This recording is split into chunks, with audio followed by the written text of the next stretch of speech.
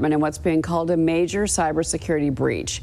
The hackers remotely accessing several user workstations and gained access to unclassified documents after compromising a third-party software service provider. That provider, Beyond Trust, informed the department about the hack on December 8th. A Treasury Department spokesperson says the compromised service has now been taken offline. Right now, there's no evidence China still has access to the systems. The FBI and the Cybersecurity Infrastructure Security Agency are also now investigating. This morning, the extent of damage from a data breach at the U.S. Department of Treasury is calling a major incident is still being determined.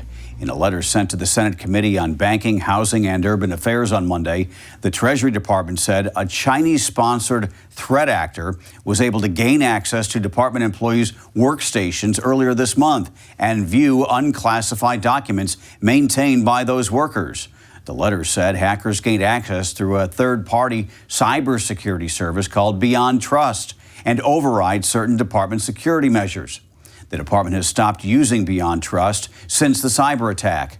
The Treasury Department is now working with the FBI and other members of the U.S. intelligence community to fully characterize the incident and determine its full impact.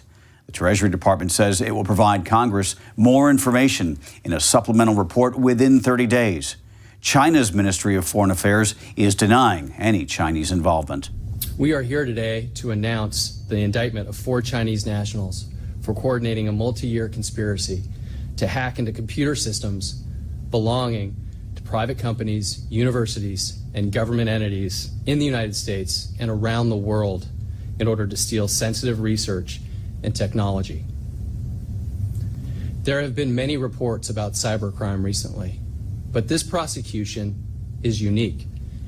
This case is about a cyber hacking and economic espionage campaign led by the government of China.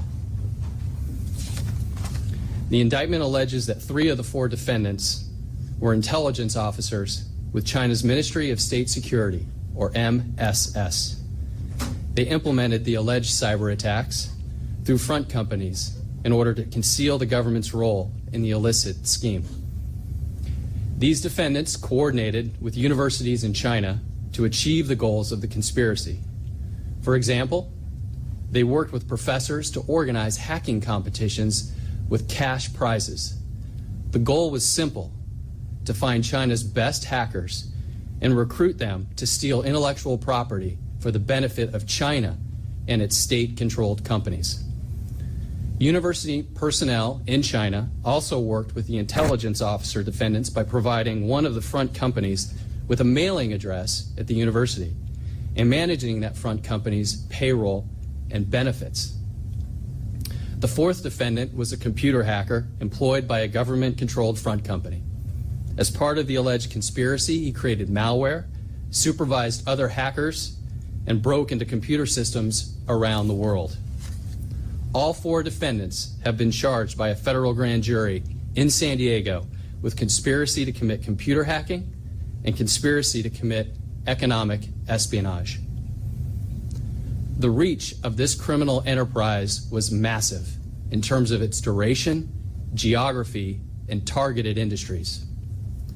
From 2011 through at least 2018, defendants hacked into computer systems located in the United States, Austria, Cambodia, Canada, Germany, Indonesia, Malaysia, Norway, Saudi Arabia, South Africa, Switzerland, and the United Kingdom.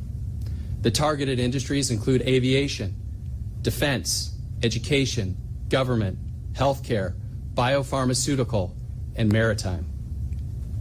The stolen trade secrets and business information included technologies used for infectious disease research and treatments, submersibles and autonomous vehicles, and foreign information to support China's efforts to secure valuable contracts for its state-controlled companies, including a contract for a high-speed railway project.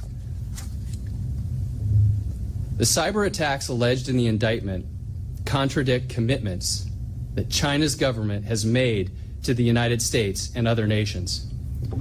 These include the unambiguous 2015 understanding with the United States and other countries not to conduct or knowingly support cyber-enabled theft of intellectual property, including trade secrets or other confidential business information, with the intent of providing competitive advantages to companies or commercial sectors.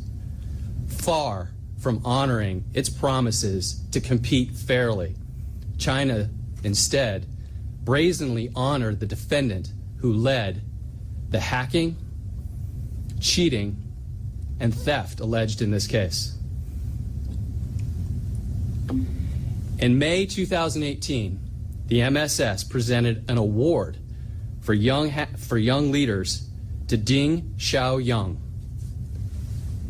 Here he is, the lead conspirator in this case, proudly accepting an award from the MSS, while he and other foreign intelligence officers were hacking and stealing intellectual property from around the world. These allegations and others in the indictment reflect a deliberate choice by China to engage in cheating and stealing instead of innovation.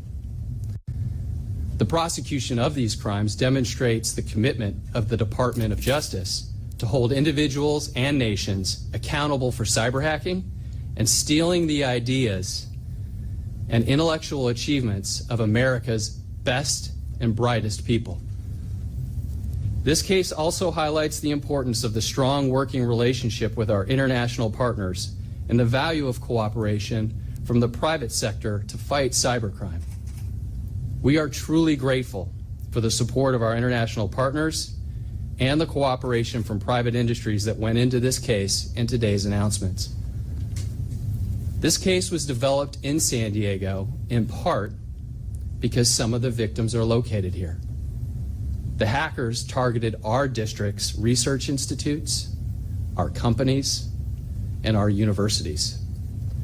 But what was done to multiple victims in Southern California was also done in Washington State, in Hawaii, in Virginia, in Texas, in New Jersey, and in multiple states across the country and in multiple nations around the world.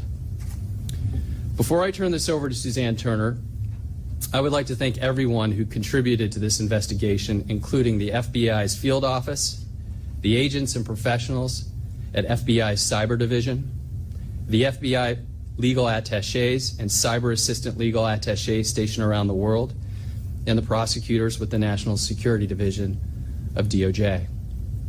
I would like to specifically acknowledge our special group of FBI agents and prosecutors in San Diego for their tireless efforts in leading this investigation, including Assistant U.S. Attorney Fred Shepard and our colleague Assistant U.S. Attorney Sabrina Fev. These agents and prosecutors have a unique blend of talent, drive, and experience with national security matters. These are highly technical, highly difficult investigations. The fact that they were able to attribute the criminal conduct to specific government intelligence officers is remarkable. China's foreign intelligence officials are trained to avoid detection, and they did everything they could to hide their crimes. But the team of agents and prosecutors in this case found them, and in doing so have shown China's government and the world the unwavering commitment of the Department of Justice to protect the United States against all threats, foreign and domestic. I'd like now to introduce